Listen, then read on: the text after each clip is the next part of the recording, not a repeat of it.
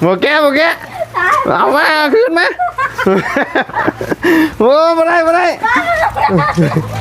เอามามีกันโมแกมาได้โอ้ยคันโตแกนี่ฮะโบโยว้าวโอ้ว้าวแล้วว่าบ่ให้เลยเอาให้แทบบ่เอากันโตว่าอยากได้อะไรกันก็เขาอยากได้เอาให้แทบอยากได้ก็เอาให้แต่ว่าโตต้องมีผู้ใหญ่ใจดีแหละที่ซื้อหม้อมาให้ลูกแหละหม้อเงินมาให้ลูกแน่แต่ขอให้สุขภาพพอแข็งแรงความเจ็บอย่าได้ความพยายามมีปรารถนาสิ่งใดก็ขอให้ได้สิ่งนั้นแหละขอให้อยู่มันควรยืนมาใส่ไป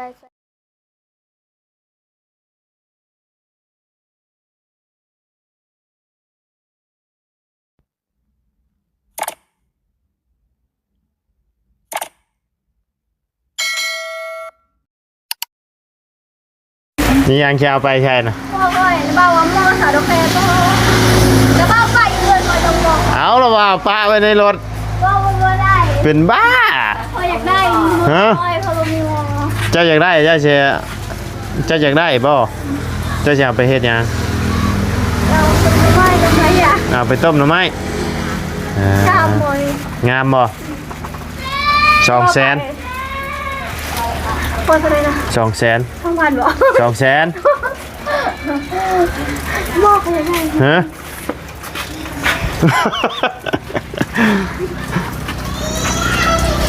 แต่บ้านชื่อ200,000คนแม่นชื่อ200,000ชื่อต่อบ่สิขาย 2,000 มีอยู่ 2,000 เงินสิขายต่อ210,000ไปแล้วว่าชื่อมาไกลเลยเด้50ซะ250,000บ่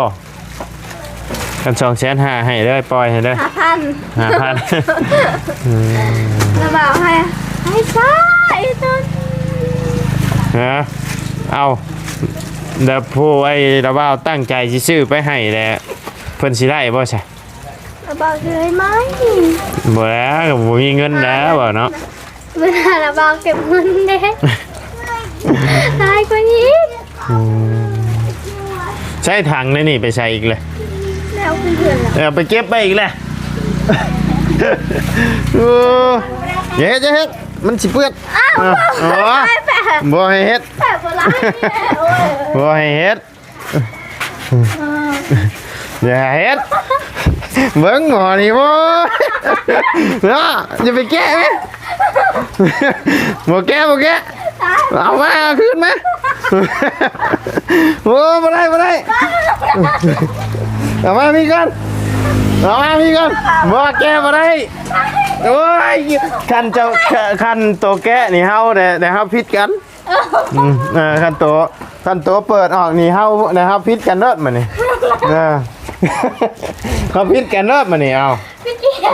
อันคันโตเปิดเฮาผิดกันแต่ว่าสิบ่เว้านำเด้อเอาเขาจะบอกว่ากันจะมาบ่หายเขาผิดกันเด้อคันโตไอ้เปิดออกมานี่อะไรเอาไว้ก่อนขึ้นไปเบิ่งไฟก่อนไปยศไปถือเอาถือขึ้นไปน้ำก็ได้เอาไปแต่ผมให้แกะได้แกะนี่พิษกันเนิดมันนี่มันสิมียังก็มีแต่หมอเนี่ยเนาะหมอนี่อย่าไปเฮ็ดพิษกันเนิดมันนี่บ่ให้เฮ็ดมาชื่อมาแพงไหนเอาติดไหมโอ้ต่อไฟมาแล้วบ่โดนบ่ยังอันนี้เป็นพานไม่อยู่คือหลายสายแท้สบายดีเด้อกาป้ายังบ่แม่นของโตก็กอดไว้หมอนี่โอ้ก็ว่าซื้อให้ข่อยแล้วเพิ่นชื่ออย่างอื่นให้คือบ่ดีใจขนาดนี้บ่เห็นหมอบ่ดีใจบ่เคยดีใจหมดใครก็ดีใจบ่อันนี้เด้ดีใจฮะเบิ่งคือมีน้ำพี่บ่ได้มีคนขึ้นคนลงอยู่คอยดีใจให้ต่อให้นี่นะลุง แหละเบาเพิ่งแน่ บ่ได้มาตั้งไว้หันเห็นบ่ได้แต่โหลดกอดหมอแล้วได้พี่น้องเลย อยากได้แห้งบ่มันบ่มีหมอใช่บ่ได้ไหน มีอยู่แต่หมอมันน้อยเขาอยากได้หมอ หมอมันน้อยอยากได้หมอชำนี้ อยากได้หมอแม่มา จะเอาไอ้ไปต้มหน่อไม้บ่ เขาเปิดเดี๋ยว บ่ได้ยังบ่ได้ยังบ่ได้สักหน่อยเจ้าสิไปบอกเขาคอยให้เจ้าทายเอาเจ้าว่าเป็นของไผ อ้าวรวมกันไม่ได้กันนะโอ้ตายเอา คอยให้เจ้าทายว่าเป็นของไผ หมอนี่ หมอนี่คันจะทายถึกเจ้าก็คอยมีรางวัลให้คันจะทายถึก ค่อยๆนะค่อยๆ อยากได้แห้งบ่ ค่อยๆถึงบอก อยากบ่แม่นของตัว ค่อยๆนะ เอาก็ยังว่าให้ทาย ผ่านมาโตขึ้นเนาะ เอาบ่ อย่าไปเที่ยวห่วงแน่นั่นนะบ่แม่นแนว บอยเลยฮะ น้าบ่าวรอขึ้นบ่ ป้าเดี๋ยวบอยใส่ชุดไม้หรอ ใหญ่แยะมึงเนี่ยมันดอกบ่ได้นี่เสือน้อยกว่าคนน่ะนี่เห็นบ่ บอ บ่มีเสือใช่ฝนตกมันเปียกแล้วว่าเอากลับบ้านป้าเด้อมื้อนี้เด้อ ฮะ แล้วว่าสิกลับบ้านป้าแล้ว เต็มมือนี่มันโกนตกมือนะ ตกก็จำเป็นมันจำเป็นทั้งแม่เฒ่าเพิ่นบ่สำบาย ไม่เท่านะบ้าบอก แม่นก็เลยกลับก่อนเนาะเพิ่นบ่สำบาย และตกก็เลยแข่งเมื่อแล้วเฮ็ดอะไรซะ มือชาแต่เช้า มื้ออื่นก็คือเก่าแล้วมื้ออื่นมันก็ตกคือเก่า มืออื่นเมื่อแต่เช้าอาจจะบริตกก็ได้มืออื่นก็ได้ ฝนนี่ตกอยู่คุมื้อพี่น้องเอ้ยบ่ยาบ่เช้า มืออื่นเขาว่าบริตก เจ้าฮู้บ่เจ้าโทรบอกเพิ่นน่ะบ่ ไป จะโทรบอกฝนฟ้าอากาศได้บ่ เลยแล้วก็ไล่เมื่ออย่าจบ หมอละว่าวนะ ม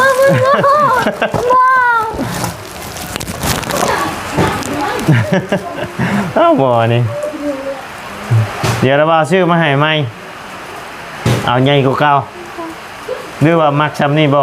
ก็อยากได้หมดตัวนี้ อยากได้หมอตัวนี้มันโมแมนของโต เข้าไป ฮะ เข้าไปเจอแค่บอก แมนของหลอกแค่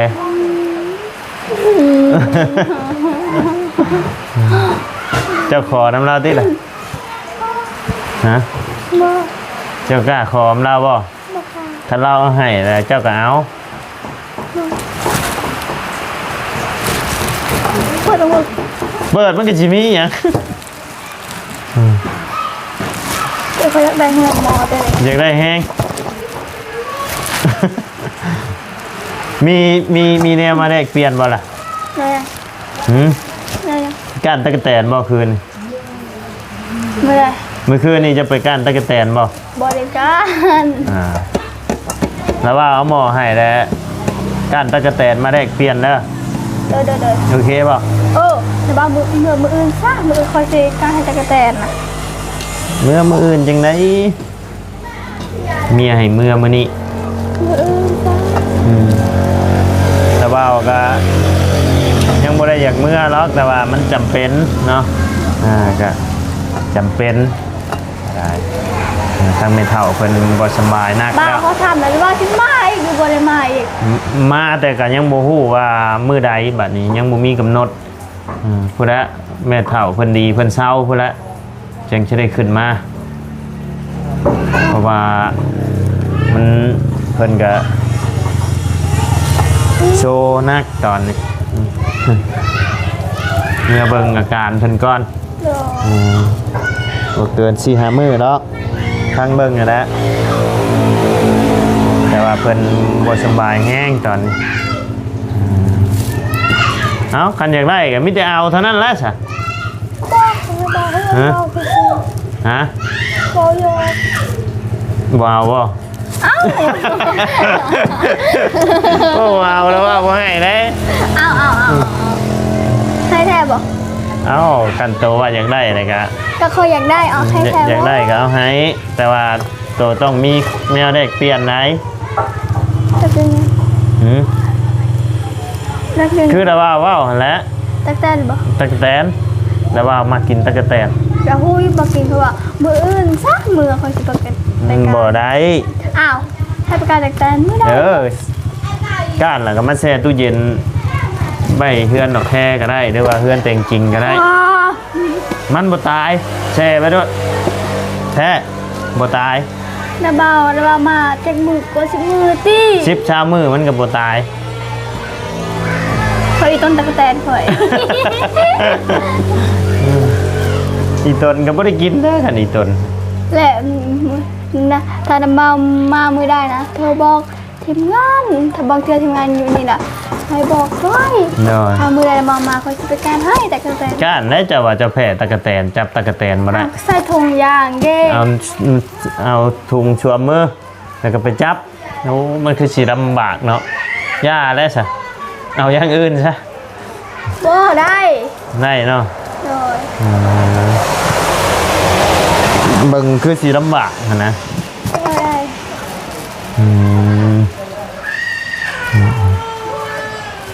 และจังหน่อยระบ่าวก็เดินทางและระบ่าวก็เบิ่งโมงกันจังโมงเลยเที่ยงบ่ายโมงเนี่ยนี่มีแต่ระบ่าวนี่การระบ่าวก็สิออกเมื่อเลยแหละเดินทางก่อนมันสิค่ำสิมืด เนาะเป็นวง 1 โมงกับเพื่อนระบ่าวเมื่อฮอดก็ค่ำได้ ถ้าฮอดจักโมงบ่ ประมาณ 8-9 โมงพุ่นละ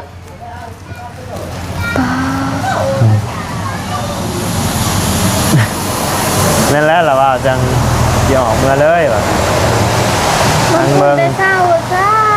ฮะ แต่เช้า เมื่อแต่เช้า แต่ บ่ 10 โมง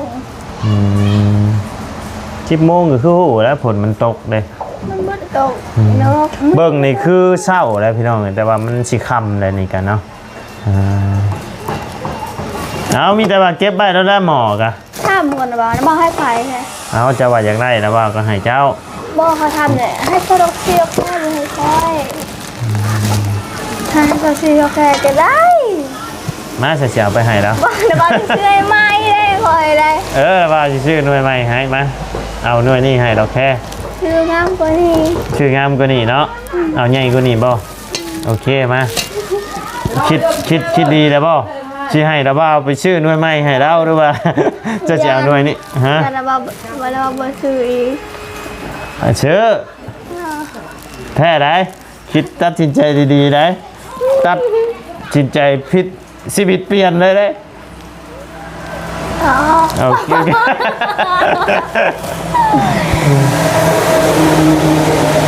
เอาให้แล้วบ่มาเอาให้แล้วเราว่าจะเอาไปให้แล้วปล่อยมือได้แล้วเอามาปล่อยกันจะเอาให้แล้วตัดสินใจดีมาก แล้วบัดนี้แล้วว่าจะให้เบิ่งอยู่นี้นี่เมื่อเจ้าตัดสินใจให้เขาแล้วเด้อเจ้าจะเสียใจได้ตัดสินใจเลยเด้เจ้าบูมีสิทธิ์เลือกโอเคเนาะ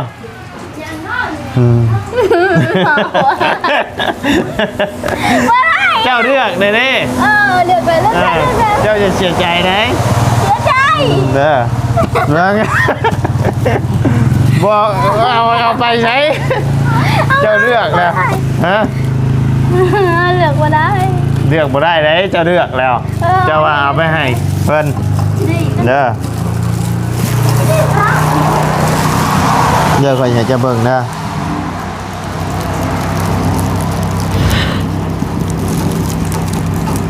เห็นป่ะ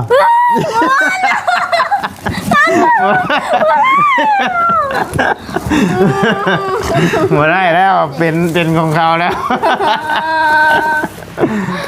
มาลาย เอาตัวว่าตัวบ่เอาตัวชิถาเอาหน่วยไหม น้ำมาวันที่ที่เท่าแก่เลย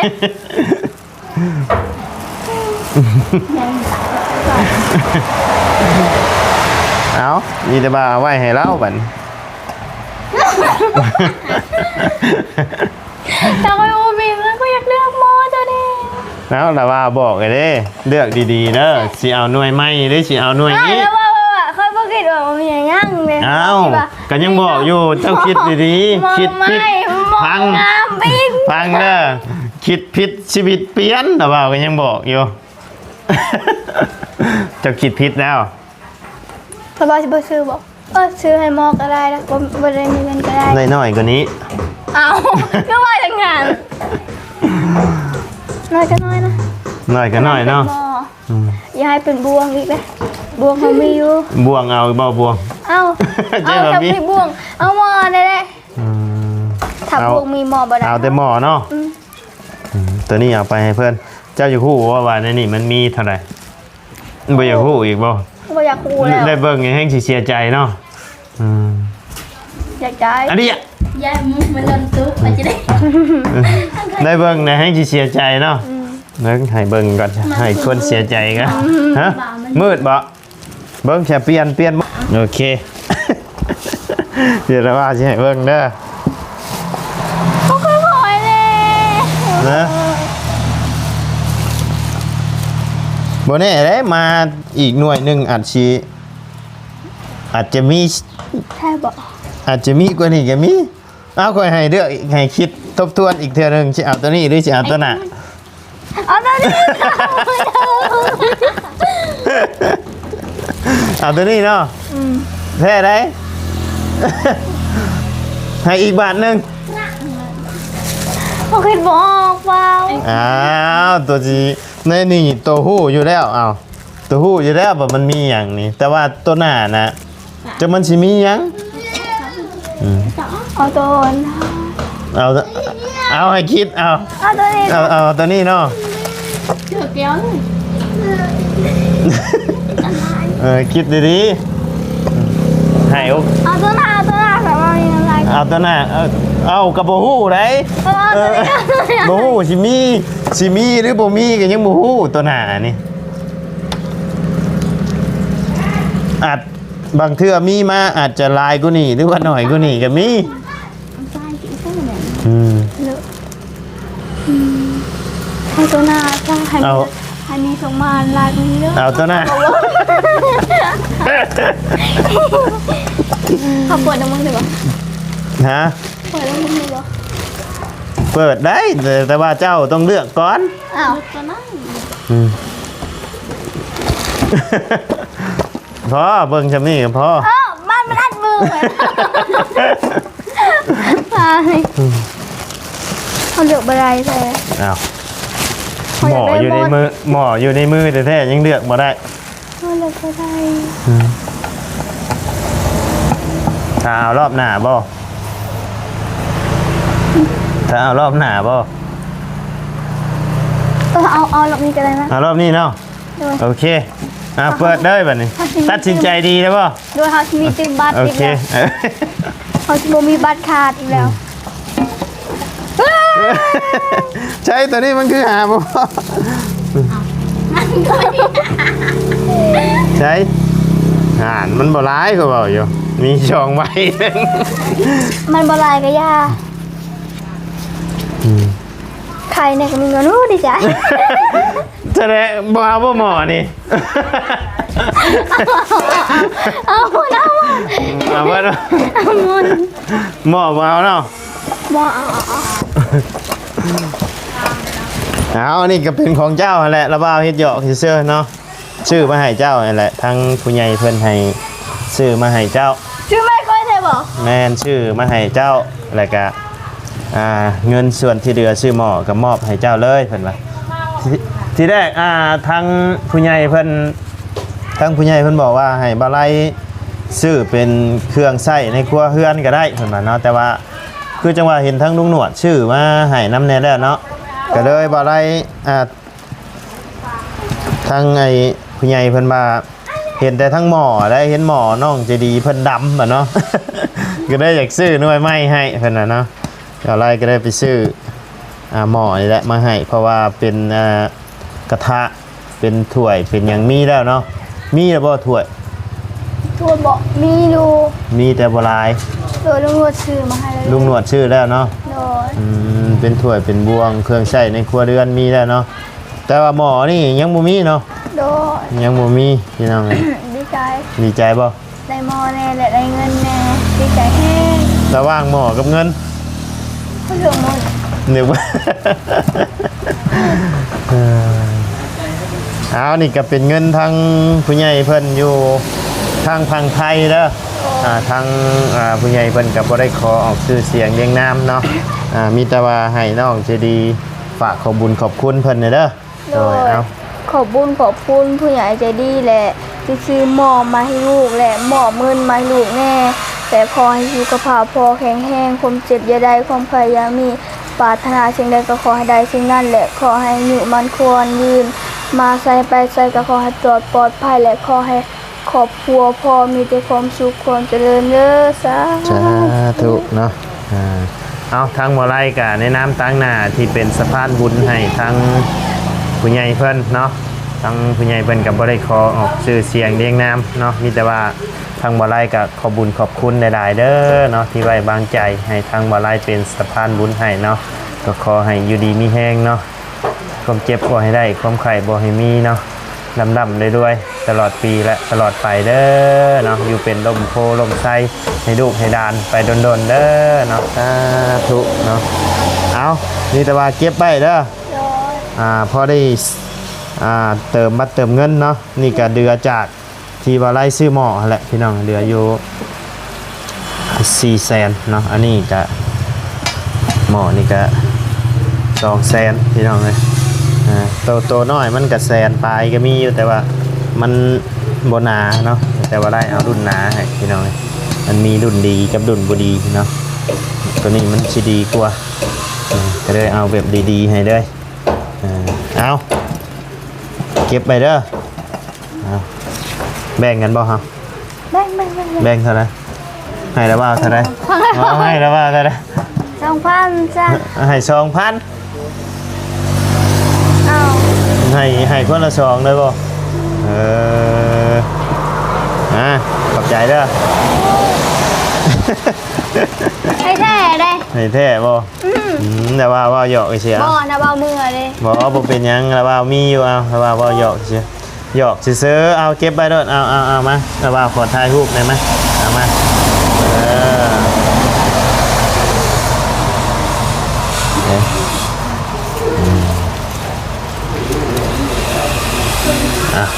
จับแนมกล้องโอเคเก็บใบเด้อใบซื้ออยู่ซื้อกินนั่นแหละอยากหยังก็ซื้อเอาเนาะ